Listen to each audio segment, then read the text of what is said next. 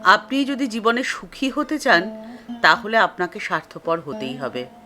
স্বার্থপর না হলে আপনি কিন্তু সুখী হতে পারবেন না, আনন্দেও থাকতে পারবেন না। খুব অবাক লাগছে কথাটা শুনে। এই কথাটি একদম সত্যি। শ্রীমা সারদা দেবী বলেছিলেন, যদি ভালো থাকতে চাও মা, ভগবান ছাড়া কাউকে ভালোবেসো না। যার প্রতি যেমন কর্তব্য তেমন করে যাবে, কিন্তু ভালোবাসবে এক ভগবানকেই। আপনি সংসারের দিকে তাকিয়ে দেখুন, আপনি যদি ভালোবাসেন তাহলে আপনাকে কিন্তু আঘাত পেতেই হবে। আপনি যদি ঝাঁপিয়ে পড়েন অন্যের বিপদে, তাহলে তারা আপনাকে খুব সস্তা বলে মনে করবে যে আপনার কোনো কাজ নেই, আপনি সব সময় অ্যাভেলেবেল তাদের জন্যে। আপনি যখন অন্যের কষ্ট, অন্যের দুঃখ দূর করার চেষ্টা করবেন, তখন তারা এর মধ্যে আপনার স্বার্থ খুঁজবে। আপনি যখন নিজের সবটা উজাড় করে দিয়ে অন্যদেরকে সেবা করবেন, তখন তারা আপনার এই নিঃস্বার্থ সেবার কোনো মূল্যই দেবে না। মনে করে নেবে যে এটা আপনার কর্তব্য, তাই করছেন। স্বামী আত্মপ্রিয়ানন্দজি মহারাজ একটি লেখায় লিখছেন যে একবার স্বামীজির একটি লেখায় এই কটি লাইন পাওয়া যায়। How I was hard-hearted, absolutely feelingless, brute. The softness in me, the feeling for others has simply killed me. Like everybody. Please don't love anybody. আমি চাই আমি যেন কঠোর হৃদয়, সংবেদন শূন্য, পাশবিক হতে পারি। আমার অন্তরের কোমলতা, অপরের জন্য কাতরতা আমায় একেবারে শেষ করে দিল। সকলকে পছন্দ করো, কিন্তু কাউকে ভালোবেসো না। সত্যি ভালোবাসা বড্ড কঠিন, আর সত্যিকারের ভালোবাসা আর প্রেম এত কঠিন বলেই হয়তো এত সুন্দর। যার হৃদয় ভালোবাসা রয়েছে, প্রেম রয়েছে, তার জীবন সার্থক। কিন্তু সত্যিটা কি বলুন তো, যাদের হৃদয় কোমল, অন্যের দুঃখে যাদের মন কেঁদে ওঠে, তাদের জীবনে কিন্তু কখনো সুখ আসে না। তারা সব সময় দুঃখে থাকে, কারণ অন্যের দুঃখ তাদেরকে দুঃখী করে।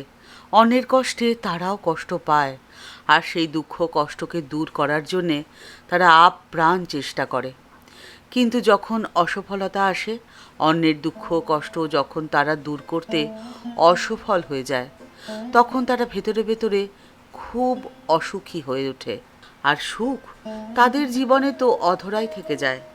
আর তাই বলা হয় যে ভালোবাসাই একমাত্র শক্তি যা মানুষের জীবনকে সার্থকতা প্রদান করে, আর সেই সাথে দুঃখও নিয়ে আসে। কিন্তু স্বার্থপর লোকেরা, তারা সব সময় সুখী, কারণ তারা যে কোথাও আটকে থাকে না। তারা থাকে শুধুমাত্র নিজেকে নিয়েই ব্যস্ত। তাদের গণ্ডিটা যে বড্ড ছোট, সংক্ষিপ্ত, আমি ও আমার, এর মধ্যেই সীমাবদ্ধ। আপনি আপনার চারপাশে তাকিয়ে যদি দেখেন, তাহলে এরকম বেশ কিছু মানুষকে আপনি নিজেই বুঝতে পারবেন, যাদের দেখবেন যে তারা সব সময় খুব সুখী। তাদের না কিছু বলার আছে, না কিছু করার আছে। তারা সব সময় নিজেকে নিয়েই ব্যস্ত, কারণ তাদের কাছে সব রয়েছে। তাদের সংসার একেবারে পরিপূর্ণ, অন্তত তাদের দৃষ্টিতে। গাড়ি, বাড়ি, টাকা, পয়সা, একটি সংসারে জাগতিক বস্তু বলতে যা কিছু প্রয়োজন, সব কিছুতেই পরিপূর্ণ তাদের সংসার। কিন্তু যদি আপনি খুব মন দিয়ে পর্যবেক্ষণ করেন, তাহলে আপনি বুঝতে পারবেন যে এদের পরিসমাপ্তিটা হয় বড় দুঃখে, বড় কষ্টে থাকে তারা। কারণ জীবনের একটা পর্যায়ে এসে এই জাগতিক বস্তু তাদেরকে আর সুখী করতে পারে না। জাগতিক বস্তুর প্রতি সমস্ত মোহ মায়া কেটে যায়, আর তখনই তাদের জীবনের দুঃখের শুরু।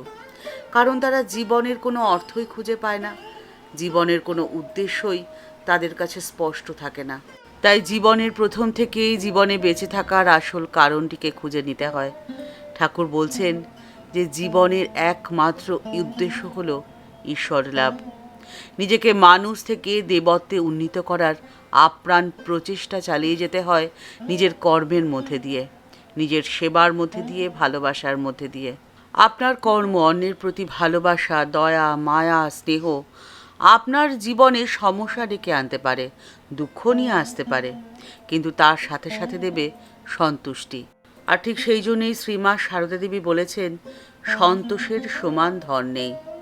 কারণ যে সব রকম পরিস্থিতিতে নিজেকে সন্তুষ্ট রাখতে জানে, এই অসীম ক্ষমতা যার মধ্যে রয়েছে, সে কোনো পরিস্থিতিতেই নিরানন্দে থাকতে পারবে না। পরিস্থিতি যেমনই হোক না কেন, সে সব সময় নিজেকে আনন্দে রাখতে পারে। কারণ সেই মানুষটি জীবনে আনন্দে থাকার উপকরণ তার ভেতর থেকেই পেয়ে যান। অন্য কোনো অবলম্বনের তো কোনো প্রয়োজন হয় না তার জীবনে। একটি প্লেট ভর্তি খাবার, সেই প্লেটের মূল্য তো ততক্ষণই যতক্ষণ সেই প্লেটের মধ্যে খাবারগুলো রয়েছে। কিন্তু যেই মুহূর্তে খাবারগুলো শেষ হয়ে যাবে, তখন সেই প্লেটটি কিন্তু অপ্রয়োজনীয় হয়ে যাবে। ঠিক সেভাবেই বাহ্যিক সমস্ত বিষয় বস্তু যতক্ষণ তা চকচকে, ততক্ষণই তার মূল্য। কিন্তু যেই মুহূর্তে তা পুরনো হয়ে যাবে, তখন তার কোনো দাম থাকে না। আর এই সন্তোষের কোনো সীমা পরিসীমা নেই, এ আনলিমিটেড। তাই বাহ্যিক উপকরণ যত আপনাকে সুখী না করতে পারবে, তার থেকে আপনার মনের মধ্যে অসন্তুষ্টি নিয়ে আসবে। এর যে কোনো শেষ থাকে না, কোনো সীমানা নেই। তাই নিজের সীমানাকে যদি আপনি নির্ধারণ করতে পারেন সন্তোষের মধ্যে দিয়ে, তাহলে আপনার জীবনে দুঃখ থাকলেও আনন্দকে কিন্তু আপনি ধরতে পারবেন নিজের হাতের মুঠোয়। আর এই অসীম ক্ষমতা আপনার মধ্যে দেবেন স্বয়ং ঠাকুর মা ও স্বামীজি, যদি আপনি তাদের ভাব ও আদর্শকে অনুসরণ করে চলতে পারেন। তাই তাদের আদর্শকে অনুসরণ করে জীবনকে তাই আপনার জীবন যাতে আনন্দের হয়, এই প্রার্থনা ঠাকুরের চরণে করে আজকের পর্ব এখানেই শেষ হলো। দেখা হচ্ছে পরের পর্বে। পর্বটি ভালো লেগে থাকলে লাইক বাটনটি প্রেস করে দিতে পারেন, অনেকের মধ্যে শেয়ার করে দেওয়ার অনুরোধ রইল। আর এই চ্যানেলটিতে আপনি নতুন এসে থাকলে চ্যানেলটিকে সাবস্ক্রাইব করে বেল বাটনটি ক্লিক করে দিয়ে অল বাটনটিতে ক্লিক করে দিন। আর যদি ইতিমধ্যে এই পরিবারের সদস্য হয়ে গিয়ে থাকেন, তাহলে আপনাকে জানাই অসংখ্য ধন্যবাদ, প্রণাম ও ভালোবাসা। দেখা হচ্ছে পরের পর্বে। নমস্কার।